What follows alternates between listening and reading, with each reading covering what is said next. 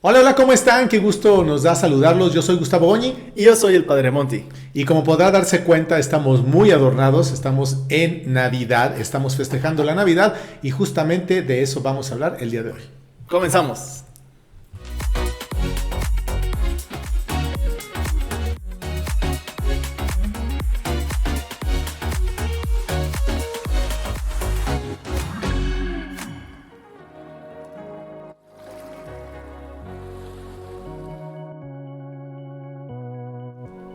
Bienvenidos a este espacio, a este podcast, a ti que nos escuchas a través de cualquier plataforma. Soy el Padre César Montijo y Yo soy Gustavo Goñi, estamos transmitiendo desde los estudios de la hermana República de Aguascalientes en México y como se dará cuenta estamos muy navideños porque estamos festejando justamente la Navidad. Amén, gloria a Dios. Un niño nos ha nacido, un Salvador nos ha llegado para alegrar el mundo con su paz, con su luz, con su justicia. Y esperamos que estés pasando días de bendición como quiera que te encuentres. Sí, el como quiera que te encuentres, yo creo que también va en el sentido de que desafortunadamente en muchos hogares en México y en el mundo en estos momentos hay personas que quizás están enfermitas, hay personas que no están cerca, que estamos lejos de nuestro país, de casa o de algo así, y entonces pues son fechas que por las luces, por los colores, por la cena, por los regalos, etcétera, pues uno quisiera estar agrupado con la gente que quiere. No siempre es posible por muy diversas razones. Si es el caso de usted, un abrazo de todo corazón y ojalá que sí podamos estar conviviendo. Miren, yo en alguna ocasión, no sé si en algún cuento, algún reel o algo, porque ya tengo tanta información, decían que la Navidad vive dentro de nosotros y yo creo que de verdad deberíamos de verlo bajo ese punto de vista. Y yo quisiera que nos remitiéramos un poco a la historia. El Padre Monty es muy bueno para ello. Ay, Diosito Y santo. que nos dijera qué fue lo que pasó hace más de 2000 años, porque mucha gente, Monty, no es mi caso, dice que esto es un cuento que alguien inventó para hacernos creer que hubo un Salvador, que hubo un niño, que etcétera, etcétera. Yo sé que sí, yo estuve en esos lugares, entonces yo puedo dar fe de ello, al menos de dónde sucedió en la realidad. ¿Qué es lo que sabemos?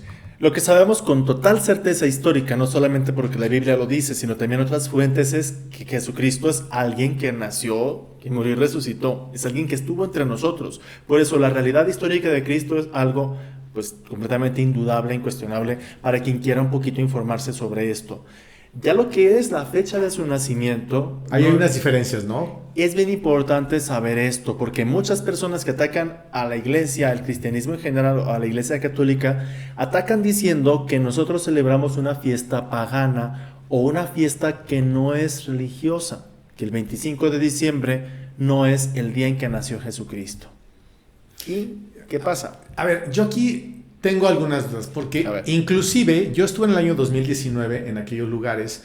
Hay un lugar que se llama Belén, que cuando Jesucristo nació en Belén era un rancho, por llamarlo así, donde había creo que 25, caserío muy pequeño. 30 casas, ¿no? Y las casas todas tenían cuevas, ¿sí? Porque ahí metían a sus animales por el invierno y entonces era la manera de protegerse. Por eso es que el niño Dios nació en esos lugares. Creo que la historia más o menos todos lo conocemos, sino ahorita que el Padre Montino la recree, porque es muy linda, es muy romántica. Y de pronto tú les preguntas allá, oye, bueno, ¿y si fue en diciembre?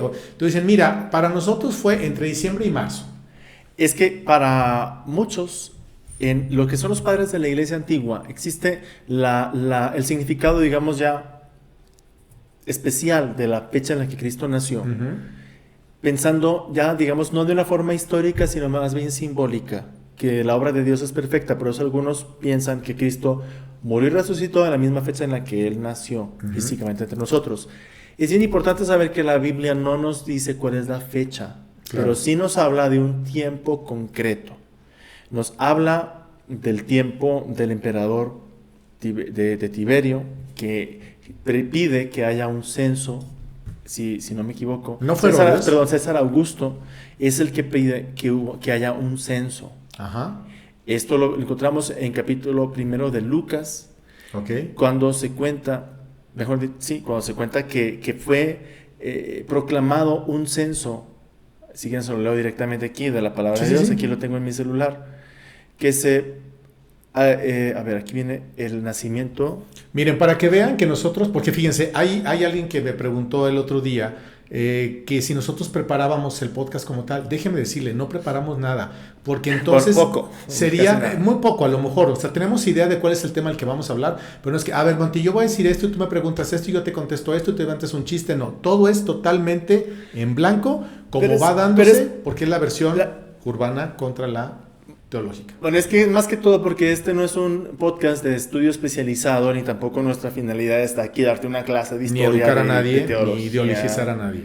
Ni nada, sino simplemente hablar de hechos, de cuestiones, de lugares comunes, por ejemplo, en este caso, la historia, la versión que dos encontramos. Puntos de vista y nada más. La historia del nacimiento de Cristo la encontramos en la Biblia en dos versiones distintas. ¿Sí? El Evangelio según San Mateo nos lo cuenta desde la perspectiva de San José y el Evangelio según San Lucas desde la perspectiva de la Virgen María. Okay. Y el evangelista San Lucas, de los 4 evangelistas, es el que desde un primer momento dice que todo lo está relatando con mucho cuidado a los hechos y a los lugares en específico.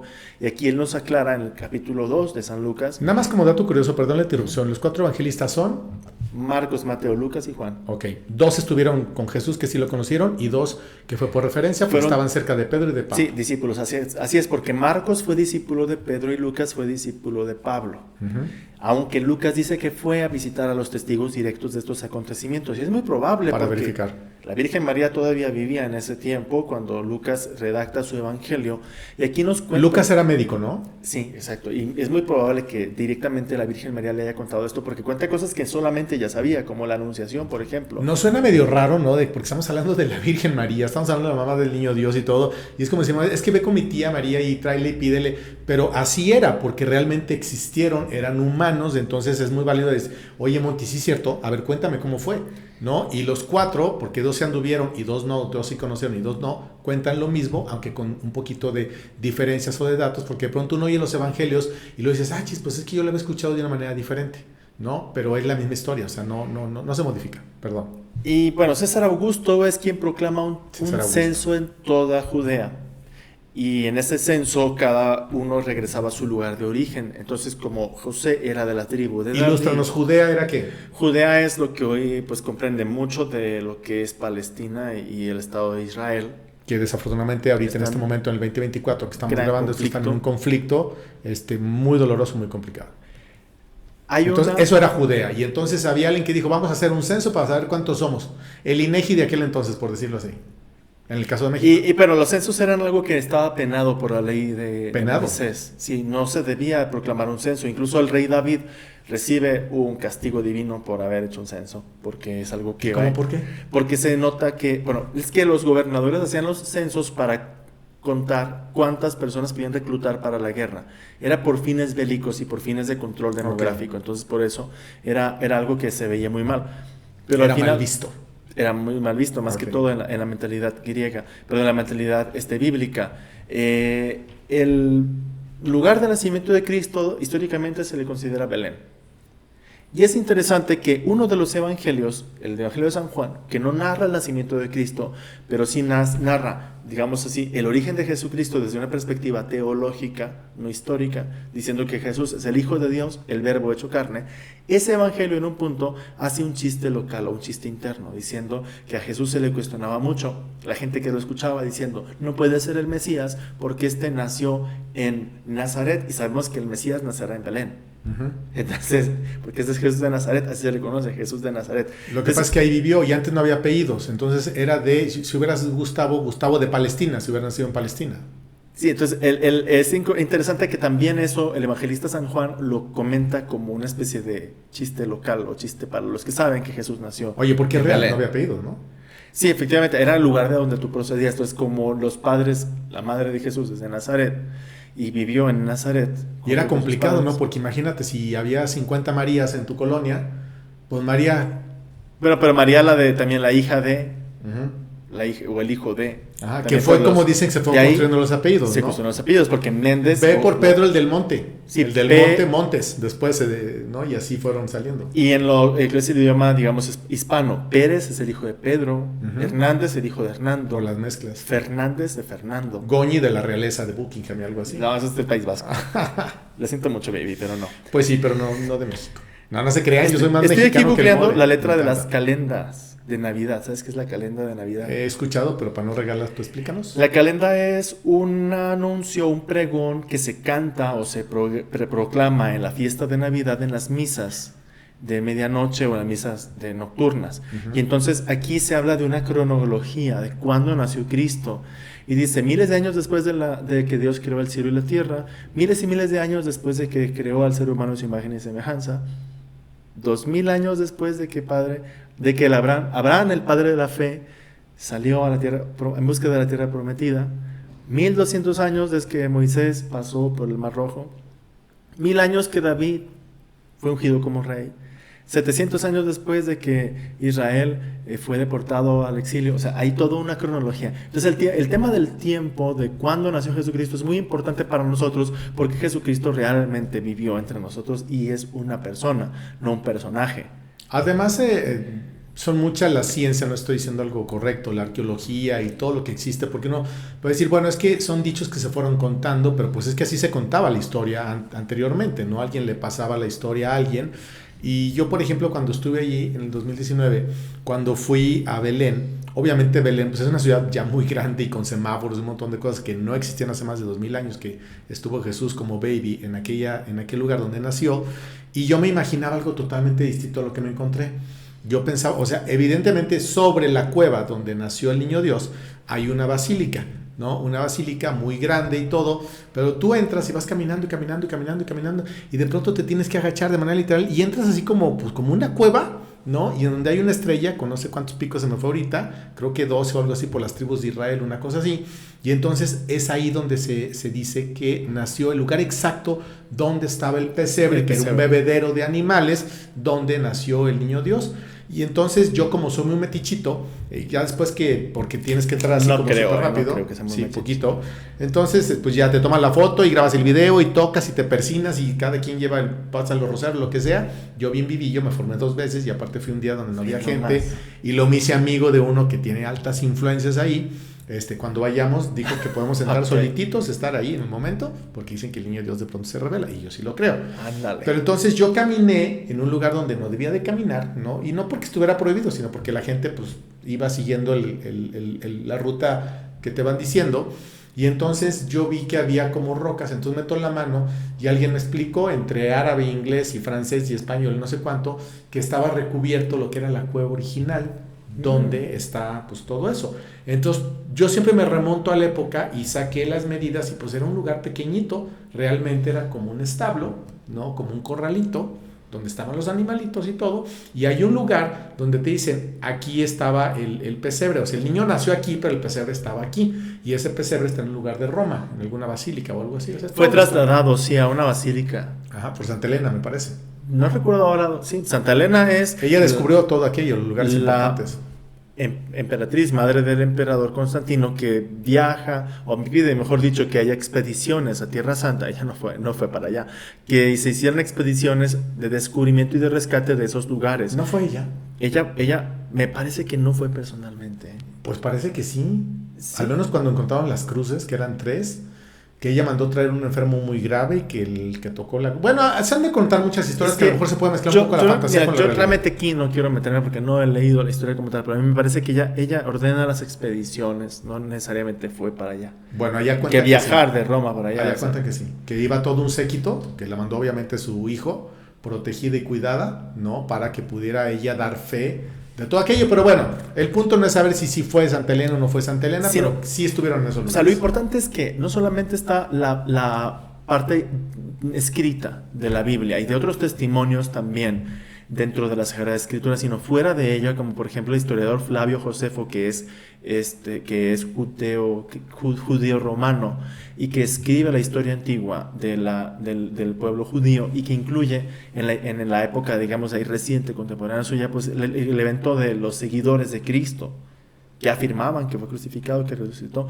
Entonces eso, que de una fuente externa y no, digamos, de nosotros los cristianos, afirma la realidad histórica de Jesucristo. Están también los testimonios arqueológicos, como lo dice aquí Goñi, de los lugares que desde el primer momento, desde la antigüedad, se tiene esa transmisión de palabra, sí, de boca en boca, de que aquí estuvo la madre de Jesús. Tiene sustento, no es un mero dicho. O sea, realmente es que está comprobado que sí tiene más de 2000 y tantos años, Porque fíjate, previo a, hay un pasaje, no sé cómo se llama, Monty, donde están los pastores y se les revela, me parece que un ángel o algo así. Eso es posterior a lo que voy a contar ahorita, pero es importante esto, miren, que el acontecimiento es constatado por una transmisión ininterrumpida de testigos directos.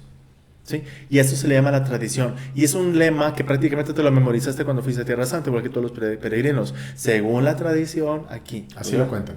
Aquí fue, según la tradición cuentan que aquí pasó esto. Ese según la tradición no es un dato así extra o de menor importancia. ¿Qué significa según la tradición? Es importante interpretar esto, porque tal vez... ¿A ti qué te suena, Goñi? Según la tradición. Bueno, yo lo aprendí allá, porque según la tradición es como dicen que dijeron que dijo, ¿no? Y entonces como que puede ser que sí o puede ser que no. No es exactamente así. No, porque tiene mucho mayor significado. Lo siento, pero sí, es que técnicamente hablando es algo que la historiografía utiliza y que la arqueología y que la historia científicamente considera. Tradición significa algo, una experiencia que se ha dado de forma ininterrumpida por generaciones. Por ejemplo, las danzas tradicionales, las danzas ceremoniales.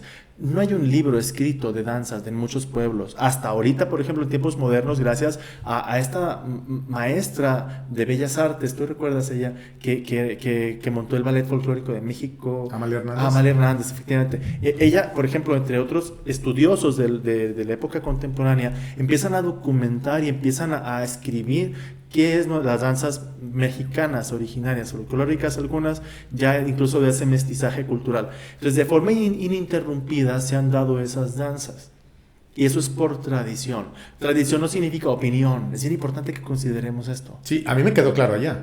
Entonces, allá nos explicaron a qué se referían con tradición. Pero tradición no es, pues la gente dice. Porque fíjate, yo... No es una hipótesis, no es una suposición. Fue de las primeras cosas que a mí me brincaron. En aquella ocasión que yo fui, porque fui en un grupo, aunque yo me separé. Yo solito me iba a investigar y a conocer lugares, los mismos, pero yo solo porque estudié mucho para...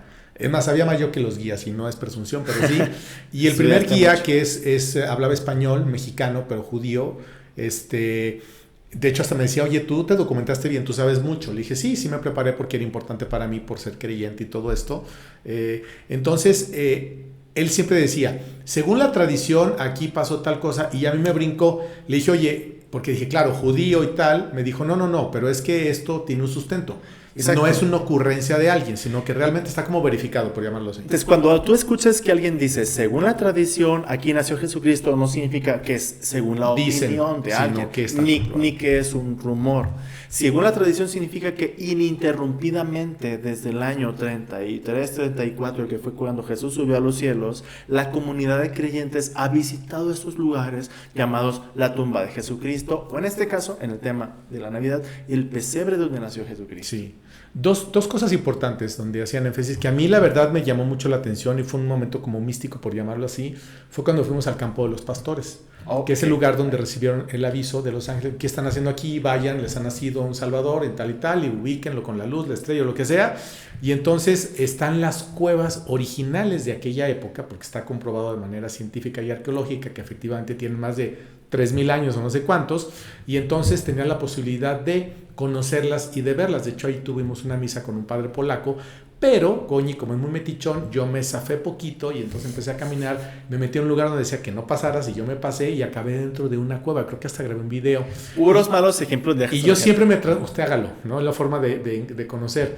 Y entonces yo me transportaba y decía, qué maravilla pensar que aquí hace más de 2,000 años vivían en estos lugares, que eran unas cuevas de manera literal, y recibieron el aviso. Hay una capillita pequeñita que siempre de manera constante está tocando las campanas, y para mí fue muy emocionante saber que en ese lugar es donde se da el aviso de que había un Salvador, que había nacido, y entonces es de donde nos vienen todas estas cosas de la Navidad, que bueno, son tradiciones mucho más para acá.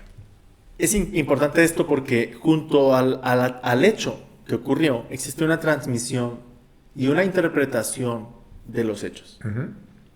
Entonces la transmisión es que ininterrumpidamente existen las personas que visitaron las cuevas de los pastores, la casa de la Virgen María Nazaret, el lugar donde pues, Jesús estuvo También hay lugares, ¿no? Ellos cuando salieron huyendo de Egipto, que se detuvieron por el camino, no sé si te tocó visitar por ahí un lugar. Eso específicamente no, pero creo que sí pasamos por O sea, hay muchos puntos, ¿sabes? Que que de forma ininterrumpida tienen ese respaldo, tienen ese testimonio, pero también existe la interpretación del hecho.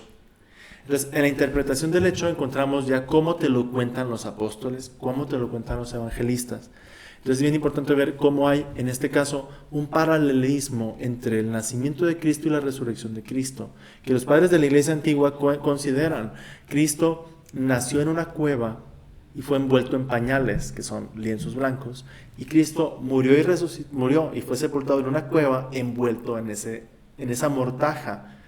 Entonces, en una cueva nació, en una cueva resucitó. Entonces esta ya interpretación que es posterior a los hechos, le suma al acontecimiento toda una carga, todo un mensaje.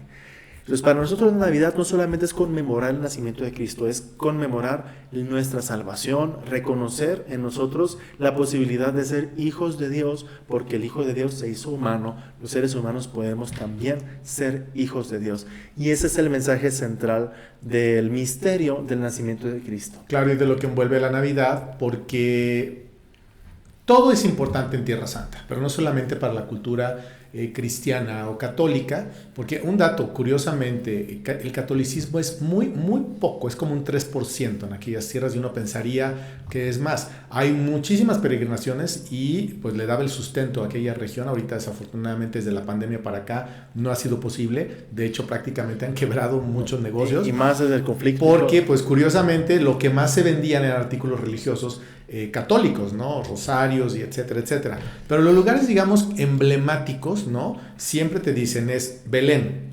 Nazaret, donde fue el ¿cómo se llama? Pues el río Jordán. Bueno, sí, donde fue lo del bautizo de Jesús, pero el Via Crucis, el Via Crucis, ¿no? En Jerusalén Vieja y donde resucita. Son como 4 o 5 lugares. Todo es importante, ¿no? De que si las bodas de Caná y qué tal, pero es donde nace, donde crece como niño y donde él predica y donde muere y resucita. Son como 4 o 5 lugares que están más fiscalizados que cualquier cosa y existen, por ejemplo, grabados donde dicen venimos a visitarte, Señor, venimos a verte, Señor, tal, que tienen justamente más de 2000 años. Sí, entonces todo esto es importante saberlo porque ya quien diga que la Navidad es un invento porque Cristo no existió, es que le falta mucha información o bien tiene un sesgo o una mala intención. Así que tómalo de quien te venga, pero tú mismo puedes verificar estos datos que te estamos arrojando. Ahora bien, hasta aquí hemos hablado en estos 20 minutos de podcast del acontecimiento. Ahora hablemos de la celebración. Porque es bien importante que esto lo distingamos, ya que muchas personas, la acusación que hacen a la Iglesia Católica es que inventamos la fiesta. Y la verdad es cierto. O sea, la fiesta del 25 de diciembre es una fiesta que ya existía mucho antes del cristianismo y que existe en muchas culturas por un evento cósmico. Y no quiero sonar aquí muy acá. El planeta Tierra tiene ciclos, tiene estaciones. Y el 25 de diciembre ocurre un fenómeno que es el solsticio de invierno. Sí, sabes que como está el solsticio de verano también, que es muy famoso. En este punto, sí, los dos nacimientos, las dos fiestas de nacimiento más grandes que hay en la Iglesia Católica desde tiempos antiguos, no son la de la Virgen María y de Cristo, sino la del Juan Bautista y Cristo.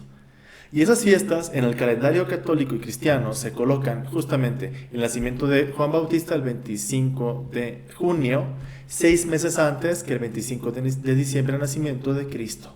Porque Juan Bautista fue el precursor que nace antes para anunciar la llegada del Mesías. Y ambos en eventos cósmicos que tienen su simbolismo.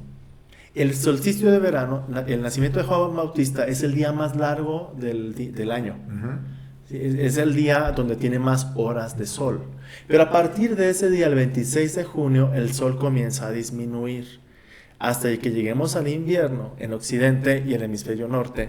Porque el hemisferio sur es distinto. En el invierno del hemisferio norte, los días se hacen más cortos y parece que las tinieblas vencen y le ganan a la luz. Entonces, esa desesperanza o ese, oh no, nos vamos a quedar a oscuras, se interrumpe con el evento del 25 de diciembre, cuando el sol comienza a ganarle terreno a las tinieblas. Por eso nació el sol para muchas culturas, es el símbolo de esperanza, de que habrá vida, de que la muerte y el frío de la noche no va a vencer al candor y a la luz del sol. Entonces, eso muchas culturas antes de Cristo y en tiempos bíblicos y anteriores y en muchos lugares del mundo han celebrado esos ciclos de la naturaleza. Esto quiere decir que independientemente de la fecha exacta en la que haya nacido Dios, que pudo haber sido en marzo o no sé en qué otro mes, porque se manejan varias teorías de acuerdo a que si la posición de los planetas y etcétera, se toma la decisión de celebrar el nacimiento del niño Dios, que posteriormente derivó en la Navidad, justamente el 25. El 25 de diciembre, que es una fecha que simbólicamente representa el triunfo de la luz, del sol que vence las tinieblas. Por eso el lema de la oración del 24 de diciembre es nació el sol. Bueno, de hecho hay toda la tradición de la novena del Niño Dios, que 9 días antes existen las famosas posadas, que es del 16 de diciembre al 24 de las diciembre. Posadas es la forma mexicana de celebrar esto que existe en todo el orbe cristiano, que es los días anteriores, se llaman las antífonas de la O, y existe la Virgen de la O. ¿Has oído hablar de eso? No. O la Virgen de la Expectación. Es la Santísima Virgen María embarazada antes de dar a luz. Es una devoción que es durante desde el día 17 de diciembre, desde el 17 de diciembre hasta el 24 de diciembre en la noche. El tiempo de preparación antes de la Navidad se llama las ferias mayores del Adviento. Y entonces cada uno de esos días, desde la Edad Media, tienen hay unos lemas, unas antífonas, unos cantos que anuncian que ya va a nacer el niño, y todas esas antífonas o cantos breves introductorios de la oración empiezan con un O. Por eso es la Virgen de la O de la Expectación. Entonces le dan los títulos de Cristo, que van a ser Oh sabiduría, Oh Señor, Oh Sol, ¿sí? Entonces eso tiene ese simbolismo. Entonces la Navidad es la celebración del acontecimiento, pero con una serie de elementos de la naturaleza y con una serie de elementos que apoyan esta fiesta, porque también existen elementos sociales, que en muchas culturas ya eran días de fiesta. Entonces lo que se hace es cristianizar esas fiestas, que en Roma se llaman las Saturnalias. Sí. Y las Saturnalias eran fiestas en las que la gente pues hacía sus banquetes, se daban regalos y se daban abrazos y tenían días de vacaciones. Entonces el cristiano santifica esas fiestas. ¿Te acuerdas de ese mandamiento? Les da como un sentido distinto, ¿no? No es que quieran acabar con algo y poner una moda, sino que solamente se adecua. Sí, y es que eso es el lema del mandamiento, de santificarás las fiestas. O sea, que todas las fiestas que tú tengas den gloria a Dios, en vez de ser un pretexto para degradarte o para emborracharte o para lo que sea. Que ese puede ser el asunto que muchos decían. Y que cada quien lo hace, pues. Es la libertad que cada uno tiene de festejar como quiera. Y en la responsabilidad de cada uno, por supuesto. Pero eso es algo tan antiguo que incluso encontramos en muchas enseñanzas de los padres de la iglesia. Ya se empiezan a hacer regañar a mucha gente, se empieza a llamar la atención por la indisciplina que había en esos días, porque en la Roma cristiana, en los primeros inicios de Roma todavía de la era cristiana, eran como una fiesta tipo carnaval, las Saturnalias. No era una fiesta así bonita y tierna de caramelos y dulces como muchas veces vemos nosotros la Navidad. Pues fíjate que también desde antes, ¿no? Porque yo me acuerdo que cuando fuimos a Caná, alguna persona dijo, oiga, pues eran muy fiesteros, ¿no? Porque Jesús tuvo que unas tinajas de no sé cuántos, creo que 100 litros le cabía a cada una. Eran 6 tinajas de 100 litros, 600 litros de vino, ahí te encargo. Imagínese usted, pues, no, bueno, lo que pasa es que aquí las bodas duraban una semana, pues de todas maneras eran buenos para el chupe, ¿no? A lo mejor era pulque o lo que haya sido, pero bueno, finalmente como para darnos una idea, obviamente no era pulque, darnos una idea de la importancia que tenía una boda, una celebración, que mucha gente pronto decía, pero ¿cómo es posible que el primer milagro haya sido algo tan pagano que el agua en vino? Bueno, es que el vino y la sangre de Cristo tiene otra razón de ser, que ya será motivo de otro tema seguramente. Y es que también eso de nuevo viene a reforzar lo que comentamos, que el hecho de la celebración es algo tan humano, es tan natural, es tan de nosotros como sociedad, como cultura, que se expresa distinto en una tierra que en otra, y Dios llega a nosotros aprovechando ese marco cultural. No tiene ningún problema. O sea, no tiene ningún problema. Hay unas fechas o unos días del año donde hay fiestas, pues qué bueno, festejemos, celebremos. Y sabes que lo mismo han hecho los judíos, porque la fiesta del Hanukkah es la judaización de esa fiesta que ya les comentamos, que tiene un sustento natural, cósmico, que es el solsticio. Obviamente que la Hanukkah conmemora el retomar el templo de nuevo, la lámpara que no se apagaba, o sea, tiene un significado muy bonito desde esa piedad judía, y es el 25 de diciembre. Sí, porque finalmente están ligadas entre sí, ¿no? Recordemos que, por ejemplo, en aquella región de la Tierra Santa, pues están conviviendo tres religiones importantes, ¿no? El judaísmo, el cristianismo y también el islam, ¿no? Entonces, los festejos son parecidos en épocas, en fechas y en todo, porque es muy curioso, por ejemplo, que en Jerusalén, ¿no? Se ponen los foquitos y hay árboles de Navidad y hay cosas que uno diría, pero ¿por qué? O sea, porque es una mezcla de culturas que han aprendido a respetarse independientemente de... Y es que también ese es otro asunto muy connatural del cristianismo, a diferencia de otras religiones. El cristianismo es una religión que nace universal, es una religión que nace y adoptándose en distintas sensibilidades y culturas. Y entonces existen muchas expresiones propias de una región, pero que se adoptan en otro lado. Propias de una región que, por ejemplo, en el norte de Europa, en esta fiesta del solsticio, se utiliza mucho el adornar grandes árboles.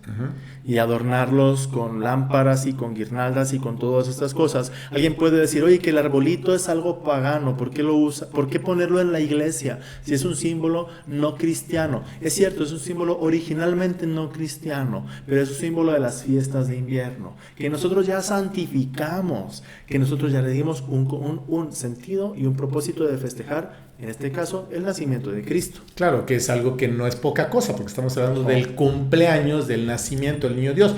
Yo tengo amigas que seguramente estarán viendo este episodio, que duran festejándose 15 días, de manera literal, ¿no? Que con las primas, que con las amigas, que las del colegio, las de la primaria, las de la secundaria, de la prepa, etcétera, etcétera, porque es un motivo de celebración. Entonces, ¿cómo no vamos a celebrar el nacimiento del niño Dios, que es el que nos da sustento a nosotros, que creemos en él? Y bueno, de hecho preguntarán por qué aquí hay elementos como tan agringados. ¿Quién es aquí el... Sí, que la bota y el todo. Santa Claus? Tengo un nacimiento precioso en un cántaro donde está obviamente el niño Dios y todo, pero que no pudimos poner aquí por problemas logísticos en los estudios de Gustavo Goñi, pero obviamente nosotros lo que celebramos es el nacimiento del niño Dios, no todo lo demás que ha existido, que existe alrededor, como es el caso, por ejemplo, de Santa Claus, ¿no? Que es un elemento muy simpático. Santa Claus, que es un santo, es San Nicolás. San Nicolás de Bari. Nada menos, es San Nicolás. Que eso, o sea, que hay, en cada región del mundo hay devociones distintas. Sí, es San Nicolás de Bari. Entonces, en esa región del... Ay, se me olvidó ahorita de dónde es. Bueno, Bari es... ¿Qué será? ¿Como en Italia? Es que es cerca de Italia, o sea, es como en esa costa del Mediterráneo, pero yo no me acuerdo bien si es cerca de Croacia o del lado ya más... Está como por aquellos lados. Al lado de Y de hecho físicamente se parece al, digamos, al Santa Claus, aunque más delgado. Es que es más oriental, yo creo que es ya de como para Macedonia, por ahí. La vestimenta de San Nicolás es la de un obispo oriental cristiano, que muchos de los ritos existen en la Iglesia Católica, de esos ritos todavía. Entonces, San Nicolás pues fue un obispo que se le reconoce porque él era muy generoso y ayudaba a las familias, incluso a las jóvenes que no tenían dinero para la dote y poderse casar. San Nicolás les ayudaba. Entonces él, que fue promotor de la caridad, pues mucho se hizo la costumbre de que en esa época, ojo, del intercambio de regalos, es una tradición occidental desde Roma, el intercambio de regalos en el solsticio de invierno, el 25 de diciembre, es una cosa que ha sucedido siempre. Entonces, ¿quién te da el regalo? Pues San Nicolás en aquellas tierras. Claro. En Italia, un personaje que le llaman la Befana, que es como una brujita. ¿Sabías de eso? Y va adoptando diferentes formas. Por ejemplo, yo me acuerdo que de niño yo escuchaba que decían, es el aguinaldo. El aguinaldo de la Navidad, ¿no? Que, bueno, persiste ahora que es como una gratificación laboral, pero el aguinaldo era como un bolo, como un molotito de dulces, de cacahuates y cosas así. Con dulcecitos, a lo mejor un carrito, a lo mejor un yoyo, un trompo, una cosa así. Eso era el aguinaldo, el regalo. Entonces, ese tema del regalo que se intercambia o que se da el 25 de diciembre es algo que ha existido por siglos en la humanidad. Y ya los cristianos le introducimos, eso es cierto, un significado. Es el niño Dios, es el regalo del niño Dios, o es lo que te traen los Reyes Magos.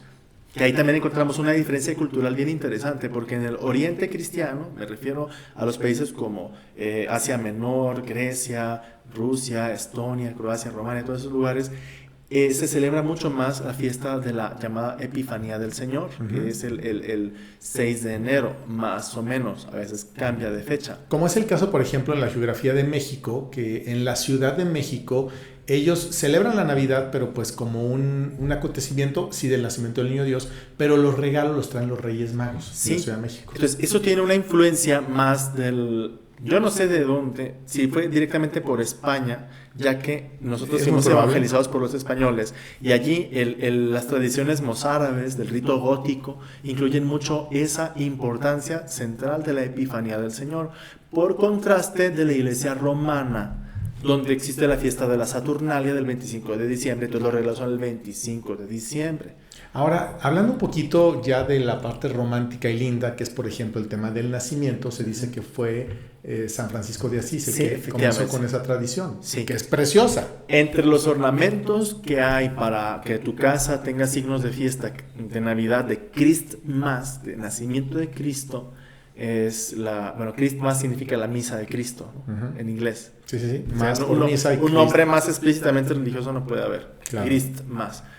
El nacimiento es por excelencia el ornamento, el elemento que debe haber en tu casa. Pero hay personas que debaten, oye, pero ¿pongo nacimiento o pongo arbolito? Y a mí se me hace que esa disyuntiva es un poco forzada y no tiene por qué existir. Y hasta como chocante, ¿no? O sea, pues pon las dos cosas. O sea, ¿qué estamos celebrando? No se opone una cosa con la otra, porque pues es como si yo dijera, voy a festejar el cumpleaños, no sé, de la persona más querida que te puedas imaginar, tu mamá, tu hijo, no sé, tu hermana. De Goñi. Y dice, el cumpleaños de Goñi. Entonces, ¿qué pongo? ¿Pongo globos o pongo serpentinas? ¿Por qué no ponen las dos cosas? Claro, no está peleada una con otra. Sería raro poner un árbol de Navidad, bueno, ya en octubre, que es mi cumpleaños, estaría bien, pero como dato curioso, un día un árbol de Navidad en mi casa y de mi madre duró 3 años puesto, porque nadie lo quería quitar. Era muy alto, era como de 3 metros, era muy, muy alto. ¿Era artificial o...? Se quedó 3 años puesto el árbol de Navidad. Entonces, cuando ya, pues ya vamos a quitarlo, digo, pues ya para qué es octubre, entonces nomás le soplábamos, lo vamos a conectar. Si usted que nos escucha tiene puesto el árbol de Navidad hace 4 años, comenta en YouTube. A ver si por favor, te apuesto que hay gente que sí. Quizá no 3 años, pero sí de un año a otro dices, ay, pues ya deja, no pasa nada. Mío. Obvio, la sala estaba aparte y estaba cerrada y no era que tú entras y vieras el árbol. Porque luego a mí como sacerdote me hacen preguntas, padre, ¿cuándo tengo que poner el arbolito? Ese tengo que ya no me gusta mucho, lo siento por mi personalidad, no me gusta imponerle a nadie las cosas, pero ese tengo que... Es que es medio pragmático el padre. Hay personas que piensan, es que está mal ponerlo en tal fecha, pero es que realmente es un signo de fiesta. Algo muy mexicano, al menos en México, es adelantamos mucho las fiestas. Y es tan colorido y es tan bonito, y sobre todo para los niños, es un momento de ilusión que pues da igual si alguien lo quiere poner desde noviembre o el 1 de diciembre, o hay quien lo pone el 15 o el 3 de octubre, ¿no? O el 3 de octubre. Finalmente, cuando cada quien lo quiera hacer, lo importante es no perder de vista qué es lo que estamos haciendo. Si tú estás adornando por los focos y por recibir un regalo, entonces pues estás muy paganizado, perdón la expresión. O desespiritualizado. O sea, claro. Esta fiesta mucho se ha desespiritualizado, se ha descristianizado, se ha vuelto más bien pues simplemente como un pretexto a veces para el consumismo y el consumo excesivo. Sin embargo, es bueno volver al para qué de las cosas. Sí, ¿por qué nos estamos juntando, ¿no? Yo recuerdo en mis épocas de childrencito, que no hace mucho de ello, amigas de mi mamá hacían una posada en cada casa, ¿no? Y después ya en un estadio más grande y en una cerrada que vivíamos, la mejor época de mi vida es sin duda alguna, los que son de Aguascalientes, la privada Democracia, que cambió de nombre, hacíamos una posada por casas, ¿no? Y entonces era muy padre porque era una posada totalmente tradicional. El pedir posada, que ya tristemente casi no se hace, y el aguinaldo, que era el bolo, y la piñata, y a lo mejor tamalitos o lo que cada quien pudiera, pero era celebrar los 9 días previos al nacimiento del Niño Dios. Eso es lo que yo estaba comentando de las antífonas de las ferias mayores del Adviento, desde el 17 de diciembre hacia el 24 de diciembre. Lo que se hacen son intensificar la oración en espera del nacimiento del niño Jesús, de la celebración, mejor dicho, del nacimiento, porque de que nació ya nació, o sea, no es que va a nacer, no, es que ya nació. Entonces, en México, los misioneros franciscanos, recordemos San Francisco fue quien diseñó por primera vez el nacimiento, la representación del nacimiento de Cristo, con personas o con figuras. Que empezó con personas, se supone. Empezó ¿no? con personas. Porque se emula en Roma. La recreación del nacimiento, de la natividad. Y eso también tiene, después, bueno, va generando obras de teatro, de música y de todo. Pastorelas y luego, todo lo que los sigue. franciscanos que llegan a nuestras tierras como misioneros traen todo eso de la música y del teatro y generan las obras de teatro, las pastorelas, que recrean esos acontecimientos, pero incluso con la chispa de la inculturación. Claro. Esa palabra técnica, inculturación, de que el evangelio llega a una tierra y representamos a los pastores como pastores mexicanos, como campesinos, claro, mexicanos. Con la vestimenta, los dichos, las palabras y todo eso, ¿no? Y el personaje del diablo, que bíblicamente no aparece ahí confundiendo a los pastores antes de que lleguen allí. Yo fui el diablo en una pastora. Es que hoy pues haber sido un diablo. No sé por qué me eligieron a mí, pero dijeron, pues Goñi. Y yo, ¿por qué como yo, no? Digo, también fui el ángel Gabriel.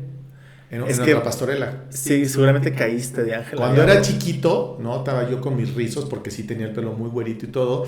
Me eligieron como el arcángel, el angelito. Y acá te caíste. Y me acuerdo que me prestaron las alas porque mi mamá no tenía para mandarlas a hacer o comprarlas. Me quedaban como chicas y yo estaba como que el angelito estaba más. Bueno, ya saben, ¿no? Siempre ha sido de tamaño grande este güey. De tamaño grande, todas las alas chiquitas, se veía muy curioso, pero la gente decía, ay, qué bonito, ¿no? Y ya más grande, mucho más grande tiempo después, cuando estaba yo trabajando en gobierno, tenía un cargo importante, pues se armó una pastorela del gobierno del estado en aquella época. No puede ser. Que el día fui yo, sí, en esa época. O sea, estaba grande. Y a lo que me dijeron, tienes que poner estas mallas. Decían, no hay manera. Y sí hubo manera.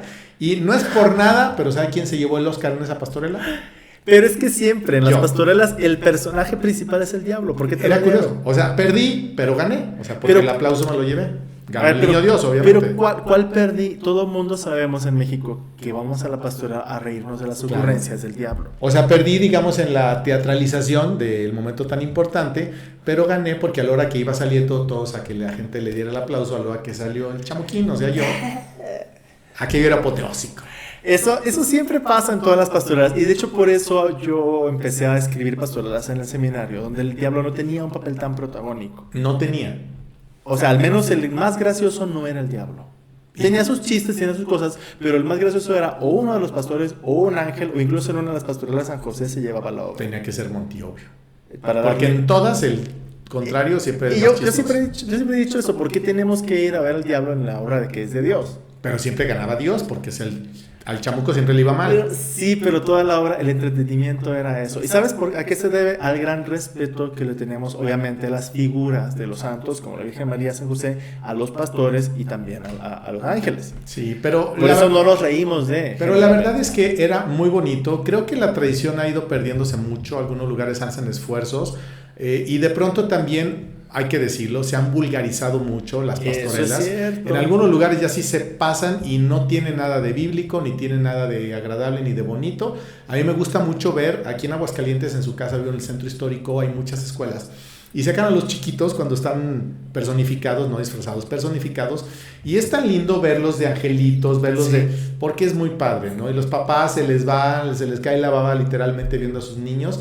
La niña de la Virgen María, el Señor San José y todo. Y creo que esas tradiciones vale la pena preservarlas. Primero porque estamos hablando del nacimiento del niño Dios para quienes creemos en él. Quien no cree, pues entonces cree en lo que quiera creer. Pero sí como que no permitir que eso se termine, porque no importa en qué año estemos celebrando un acontecimiento que es muy, muy importante. Y dándole a la fiesta un propósito, que creo que es mucho mejor, porque cuando solamente decimos felices fiestas, sí, pero ¿qué tengo que festejar? Y más cuando tal vez, como decíamos al inicio de este podcast, las circunstancias personales no son como muy bonitas. Claro. Yo como sacerdote les digo, es un reto para mí y lo he intentado hacer de la mejor forma posible. La predicación en misas de funeral en los días próximos a la Navidad es todo un desafío. Sí, claro. Que no podemos evitar que haya personas que trascienden en esas épocas y no porque en Navidad no, pues espérate hasta enero para que hagamos la misa, no, se tiene que hacer la misa, pero como que sí separes, ¿no? O una boda con un funeral y que el nacimiento del niño Dios con... O sea, sí sucede esto. Entonces, lo que nosotros celebramos... la Navidad, mejor dicho, nosotros no la vemos como un festejo, sino que lo vemos como una celebración, y eso significa que estamos dándole honor a un acontecimiento grandioso, porque Cristo nació, incluso la primera Navidad no fue bonita, o sea, Cristo nació en un pesebre que olía a animalitos, que aunque Cristo, San José lo medio compuso y todo, pero nació en la extrema pobreza, en el refugiado, después huyendo porque Herodes lo quería matar a él y a su familia. Sí, la verdad es que no vino de día de campo, Jesús. O sea, fue realmente, el ministerio de la Navidad fue algo difícil. Luego Dios se le revela a los pastores, que los pastores, por ejemplo, no eran válidos como testigos. Sí. Eran de la mala reputación, eran los últimos de los últimos en la escala social de aquella época, y que curiosamente conectan con las promesas que Dios le hizo a Abraham, porque la vida de los pastores es muy semejante a la vida que tenía el pueblo nómada al inicio, en la época de los patriarcas. Entonces celebramos que Dios cumple sus promesas, celebramos que Dios está entre nosotros, celebramos la paz que puedes recibir de que Cristo conoce tus traumas, tus heridas, tus retos, todo, porque Él se hizo humano. Dios no está en una nube perdido allá, le importamos tanto que asumió tu forma de vivir, mi forma de vivir, que es ser humanos. Igual a ti y a mí en todo, menos en el pecado. Y es lo que celebramos en Navidad. Y sobre todo que fue niño, ¿no? Que creció como niño, que vivió como niño.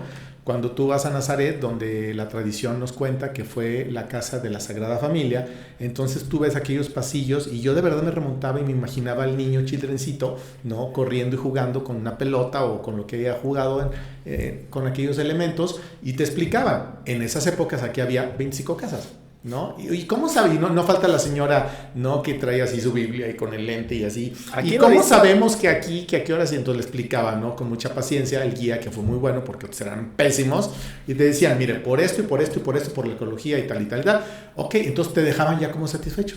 Hubo una señora que dudaba tanto que le dije, mija, ¿para qué vino? Mejor se hubiera ido a Acapulco y se le hubiera pasado mejor, o sea, pero bueno. No creía o decía, pero ¿por qué a poco? ¿De veras? Ay, en serio, no te creas, y no decir, ¿y qué tal si fue enfrente? ¿Y qué tal que no sé qué? O sea, cuando no quieres creer, aunque lo estés viendo, no lo vas a creer. Pero hablando de algo tan bonito como es la Navidad, y que estamos celebrando el nacimiento, nada menos que del niño Dios, que después Dios la vida por ti y por mí, o sea, es motivo de luces y de focos y de árboles y de todo, y hoy por hoy en el mundo cada vez es más hermoso como se celebra, aunque tristemente te encuentras con nacimientos. Son árboles. O sea, rara vez se ve el nacimiento. Cada vez se ve menos. Rara vez, pero es parte de lo que ha llevado al mundo, digamos, de lo políticamente correcto, y es que si yo expreso mi religión, alguien se va a ofender. Creo que eso, para empezar, realmente puede ser ofensivo ver la imagen de una familia con un bebé recién nacido. Por supuesto. O sea, a mí se me hace que no. Incluso si no fueras una persona religiosa,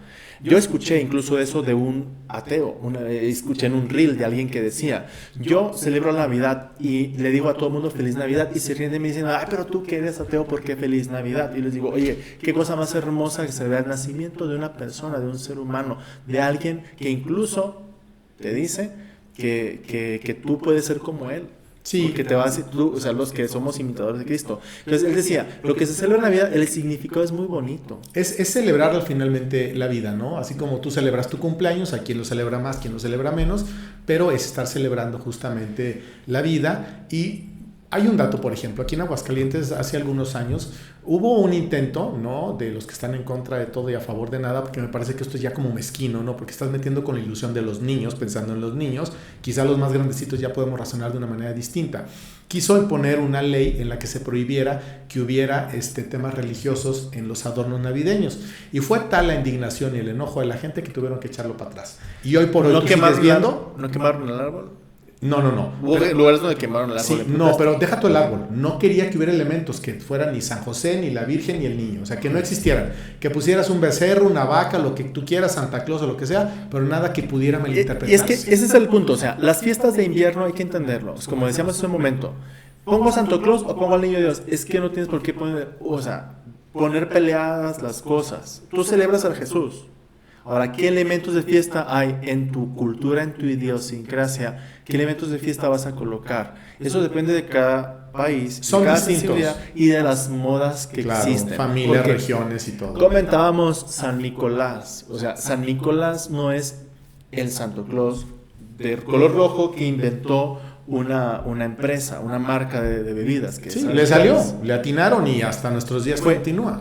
Y es un arte bonito y que le gustó mucho al norteamericano. Luego esa misma publicidad la replicaron en toda Hispanoamérica y llegó a todo el mundo. Entonces, ahora, por ejemplo, los grandes desfiles navideños en muchas ciudades los promueven marcas comerciales, no tanto las iglesias y no tanto los ayuntamientos, sino marcas comerciales. Es un tema de negocio. Está el motor de la parte, digamos, comercial. Es impresionante como los negocios de alimentación, repostería, moda, juguetes, electrónicos, todo vende mucho más en estos tiempos, en estas fechas de Navidad, por los regalos que se dan.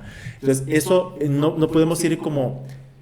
yo pienso, es en vano pelearnos con esa ola de celebración.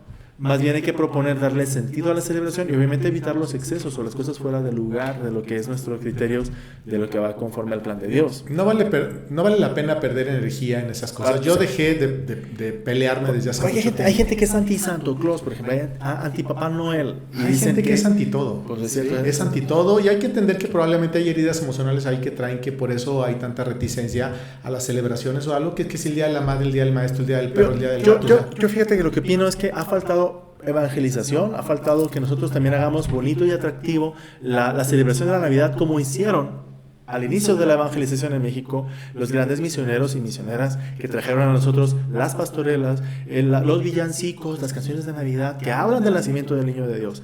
Y nada, que Rodolfo el Reno, Rodolfo el Reno, ¿quién es? Es un personaje de fantasía, pero no me lo puedes poner al mismo nivel que la Virgen María, o que Jesús, o que el Niño Dios, o que San José. No es lo mismo, claro. ¿Sí? Entonces, eso que fue muy bonito y que sigue siendo atractivo y sigue siendo algo evocativo, hay que volver a traerlo. No lo mismo, tal vez de otras formas, de otras maneras. Pero tampoco escandalizarnos. El mundo evoluciona y no podemos detenerlo y no lo vamos a detener. Mariah Carey dicen que cada año se echa una cantidad impresionante de millones de dólares con una canción que le pegó hace mucho tiempo y todo el mundo, incluyendo yo y Dua Lipa, estas dos canciones son mis favoritas. Son tus canciones. La pongo y todo el mundo la pone y dicen que es la canción que más dinero le ha dado a Mariah Carey, lo acabo de leer. La de Navidad, ¿no? Que desde noviembre empieza así como que a frotarse las manos. No es original de ella, ¿eh? Es un cover de una canción de los años Pero 60. Haya sido como haya sido. Ahora, yo vi un meme de eso. Yo vi un meme en septiembre, creo, que salía como Mariah Carey congelada.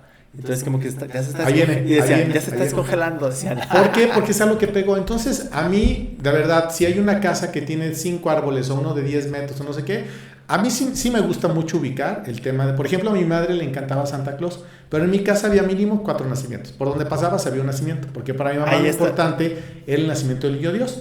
Y yo, cuando ya mi madre ya había trascendido, en mi casa en la casa que estamos grabando esto, tengo un Santa Claus que a mi mamá le encantaba, que canta el Christmas, ya sabes, ¿no? Sí. Y a un lado tengo el nacimiento.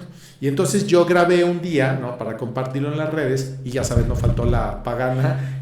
¿La pagana? No la pagana. ¿La cristiana? La señora así como que se sintió ofendida. Que Santa es Satán. ¿Cómo es posible que Santa Claus esté más grande que... Santa es Satán.